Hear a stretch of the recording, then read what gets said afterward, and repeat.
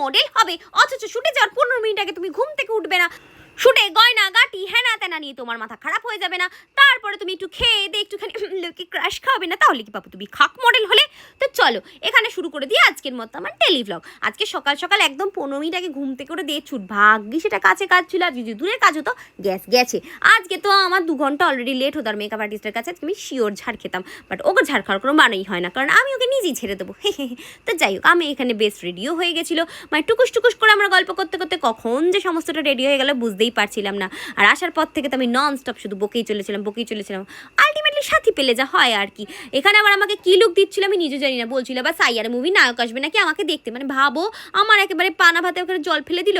মানে যাই বলো, আমি একটু রাতে ওকে নিয়ে স্বপ্ন দেখি বলে আমাকে সবাই মিলে খেপায়। এটা তো আমি কি করতে পারি বলো? এই গন্ধরাজ পাতা দেবো এই ডালটা আর আলুর চোখার সাথে মেখে, উফ বাবারে বাবা, একটা আলাদাই কম্বিনেশন, কি আর বলি। আর মাঝে আমি আবার শাড়িও পরে নিয়েছিলাম। এই খাওয়ার পর শাড়ি পরতে আমার একদম ভালো লাগে না, আমার খাওয়ার আগে পরতেও ভালো লাগে না, তখন আমার মনে হয় যে বেশি বেশি বেশি বেশি লাগছে, শরীরটা ভারী ভারী লাগছে। তো যাই হোক, পরে কিন্তু আমার আরও বেশি লেদ লাগে, তাই অনেক সময় আমি আগে পরে না প্রেফার করি, তবে এই ক্ষেত্রে নয়, কারণ আমি একটুখানি ফ্রি থাকতে বেশি পছন্দ করি। আমি যে কী পছন্দ করি আমি নিজেও জানি না গাইস, মুড সুইং। গয়না পরা নিয়ে চললে 1 ঘন্টা ধরে লোচা। তারপরে সঙ্গরে অসাধারণ নৃত্যকলা দেখতে দেখতে আমাদের এখানে শুট প্রায় শেষের দিকে, বাড়ি এসে একটু ধুমধারাকে এক্সারসাইজ করে নিলাম, তারপরে খেয়ে নিয়েছিলাম ডিম সিদ্ধ, সঙ্গে এসেছিল আমার ফেলে আসা পাওয়ার ব্যাংক দিতে, আর রাতে ছাতু আর গ্রিন টি খেয়ে দিনটা কমপ্লিট করলাম। টাটা।